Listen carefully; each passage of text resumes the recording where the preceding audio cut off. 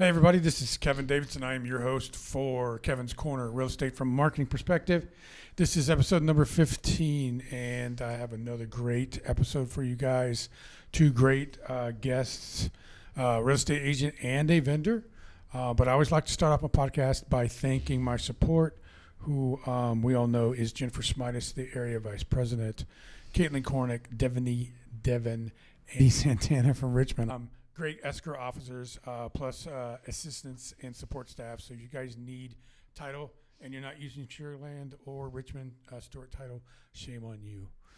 Also, if you are a vendor or a real estate agent in the area and you'd like to be on the podcast, please reach out to me, 832-654-0527 or kevin.davidson@stewart.com. Love to put you on the calendar. Won't be till next year. That's how booked up I am. But I will put you on the calendar. Plus, Kimmie here has got to come twice before you guys get on. So in saying that, let's get the party started. This is Kevin's Corner, and it's episode number 15. And this smiley young lady sitting next to me is Kimmie Gillespie. Hello. Yeah. Hi, everyone. So Kimmie is a real estate agent. She has a couple other talents, and we'll get to those in a minute. But tell them from a real estate perspective what you do. I am a residential realtor. I am with Only One Realty Group. They're based out in Dallas, but we now have a Houston office here, so we are growing our office. I just got promoted to now being the Houston mentor. I heard about that. So anybody that comes onto the brokerage and gets a part of the mentorship program, they get under my wing. Yes. And I get to use my old teaching skills. I used to be a teacher back in the day. There's been a lot of real estate agents be teachers. They would make phenomenal or realtors. Yes, they as do. teachers. We're used to herding cats. And Only One Realty is a young and upcoming brokerage, not only in Houston but in the Dallas area as well. I've actually had dinner with Devin and his wife. Fiance. Yeah. Okay. His wife. And a couple of times actually, I think. And Devin's going to be on the podcast. Oh, nice. Okay. So, I'm familiar with Only One Realty, and they're growing like a weed. So if you guys are looking for an alternative brokerage that has got a lot of positive things for you guys, but won't hold you back, I recommend Only One Realty and talk to Kimmie. So, Kimmie, tell everybody what you're a real estate agent. What kind of real estate do you do? I do residential. I mainly work with first-time home buyers. That's where my heart is. Really? Yes. That's why I don't see a lot of contracts. I know. Did you see that? She goes, what? Hey, no, I know. I know. Man, I would love to have more listings, for sure. But so starting out, so I've been a realtor for a little over 2 years now. So when you start out, you really work with your personal network first as you grow your business. And so a lot of my network is first-time home buyers, and they're currently renting, and I help them get the keys to their first house. So also what happened 2 years ago is everyone that got a loan at that time, and maybe 2 years have passed, and they might be thinking, statistically speaking, they might be thinking of getting a new house at this point. They're staying put. Just after 2 years? Yeah, like 2 to 5 years is the time frame of when typically you would move out. Maybe you have a baby or you need more space or whatever might happen. That's how your growth continues as a realtor when you first start out your business working with your own network. So sorry, I don't have a lot of listings to bring you, but they're just holding tight to the houses that they purchased with their 2.75 interest rate. Right. And sooner or later, they're going to sell the house, and then you'll have a listing. It was a joke. It'll come. It'll come. No, you actually have closed here once or twice, right? Yes. Yeah. Yes. With Devaney, right? Yes. Yeah. See, I got pretty good. Yeah. I'm pretty good. Yeah. Yeah. So, and then also not to make this about her, but Rachel Sotomayor's closed here, and so she's going to be on the podcast too. She just didn't know when. She's actually I asked her, and you know what she said? I want to wait and see Kimmie's first. I'm like, really? Gotta set the bar high. Are you a little scared? She goes, yeah. Okay. So, what area of town do you like to work? I've been doing a lot of business on the northwest side of Houston. So I actually live in Highland Heights. It's just outside of Oak Forest, just under Acres Homes. So I've been doing a lot of business in Acres Homes and then trickling into Spring Branch and then Katy. Okay. Yeah. All right. I was in Spring Branch a long time ago. I love Spring Branch. So when you you help first-time home buyers get their keys, what does that mean? Does somebody come to you and say, hey, I'd like to purchase a home, and maybe they're not ready because of credit or money or whatever? You help them learn how to get to that point? Is that what you mean? Yes, sometimes it's a long process where my first touch point with them is usually through how they see me on social media. And they see that I do a lot of education just of the real estate market with lending and just all things real estate. So they'll start to follow me along, and I can tell who's being engaging with my posts and who might be close to the point of they're either heavily thinking about buying or they're wanting to do it soon. And so usually I'll just reach out to them because it's somebody I know. So I'll reach out to them personally, just have a conversation with them and just see what's going on. And it just naturally comes up that they're like, hey, I see what you've been doing on social, and I would love to be a homeowner. I just don't know where I should really start. And so usually it's a financial conversation at first of like, do you have savings? What are your expectations of what you would like your monthly mortgage to be? And we kind of work backwards from there. And then I set them up with some of my preferred lenders to have further conversation. Yeah, a lot of people are saying that I'd like to have a 1,700 or 2,000 square foot house and pay about $900 a month. And you go, okay, let's go ahead and start over. Yeah. Because it's not like that right now. No. So what is your advice for anybody that is capable of purchasing right now but not pulling the trigger because of the interest rates? So the first question would be why? Why do you want to move, or why do you want to own a home? And if the reason is you would like to own an asset, you no longer want to keep putting money into rent every month, then the answer is yes, you do want to buy. So now we just have to go over the hurdle of the interest rates, which statistically they aren't bad at all. When I bought and my everybody has their mind focused on our unicorn years of 2019 to 2021 of just low interest rates. And so now everybody's comparing it to that. And they're like, oh, now the interest rates are so high, it'd be silly to own a home. The one term I normally hear is, I don't want to be house poor. Now, this is a rational fear because you don't want to put all your money into something and then you're broke and you have to just sit at your own house and do nothing. Right.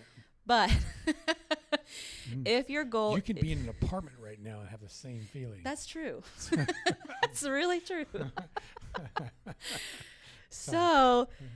if the goal is you want to own an asset, then now let's get you on the path to getting there. So I always say you want to have not only enough money for your down payment, but also your closing costs. So down payments for first-time home buyers, 3 to 5%. And then closing costs, we just average have another $10,000 ready to go. Depends on the price of that. Yeah. And then if maybe they have those savings, but their debt to income ratio is a little wonky, we got to work on getting those credit cards down, because that's another big important thing a lender will look at is the debt to income ratio. So have the money saved, work on knocking down debt.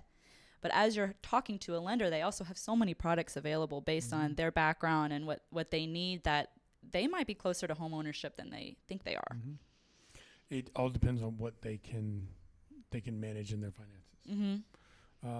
So you mentioned social media, and that's how you get a lot of your leads right now. Exactly what do you do on social media? What platforms do you use?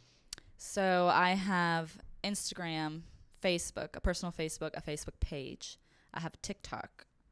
I now have Google My Business that finally got up and going. I had a long fight with Google. Oh my God.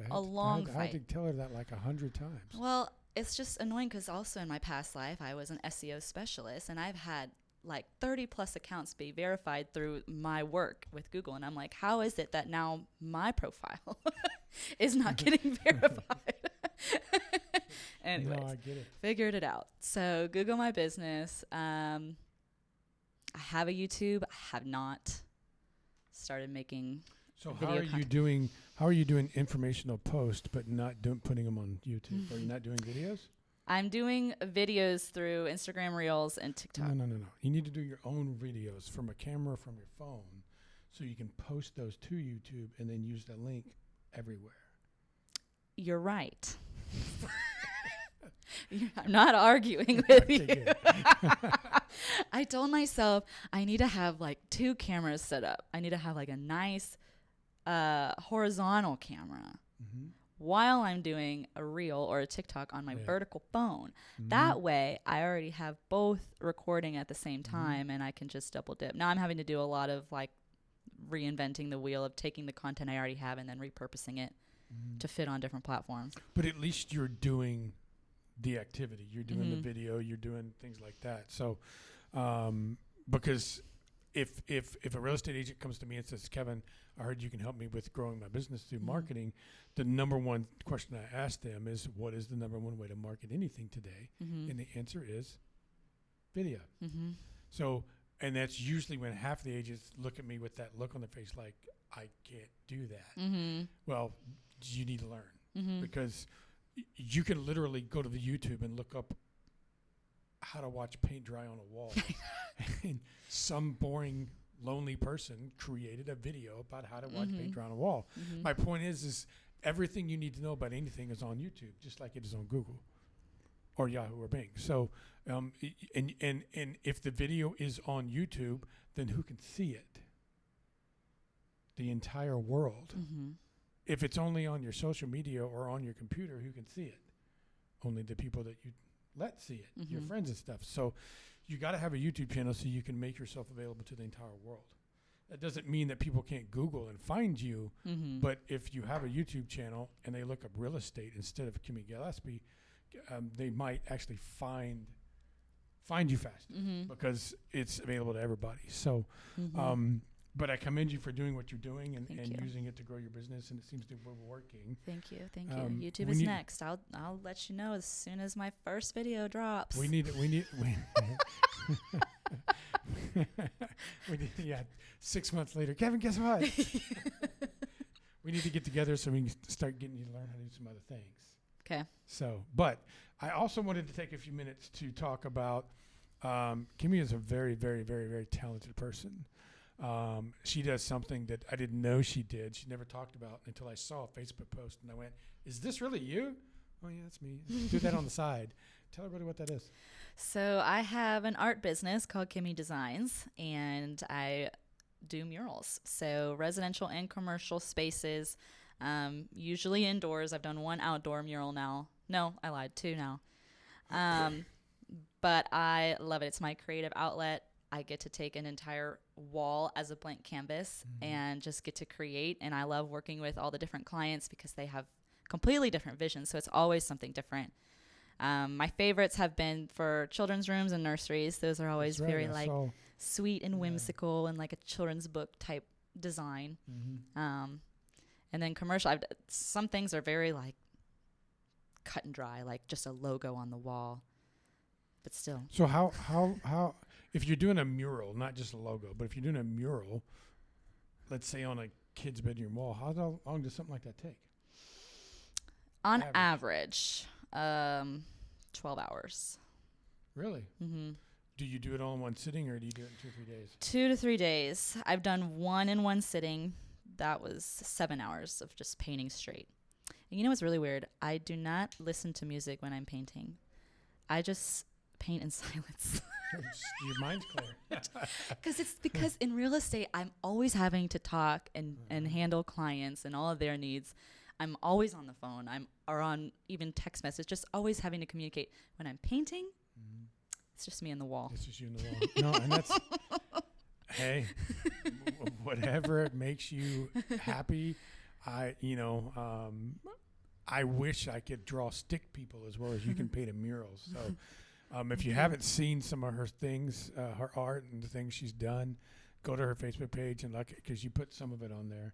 Yes. It's mostly on Instagram, kimmie.designs. Okay. It's just, it's one of those things that when I saw it, I was like, damn, she's pretty good. So it's not You know, it's not like when she gets done that you're going to look at it and go, God, you know, that could have been a little bit prettier. This could have been. When she's done, you're like, damn, that's amazing. It's beautiful. Thank so you. she does a great job. I wish I had something to hire you for myself, but I can't really paint the Stuart Title walls. I'll get in trouble. I was just going to ask, does Stuart Title need a mural in their office? I know. No, we need a mural on the side of the building. So Working on that. Is your contact information for your mural business and your real estate business different? Yes. So why don't you tell everybody first how to get a hold of you for any art needs, and then we'll end it with real estate since this is a real estate podcast. So tell everybody how to get a hold of you if they're interested in you painting a mural or something for them.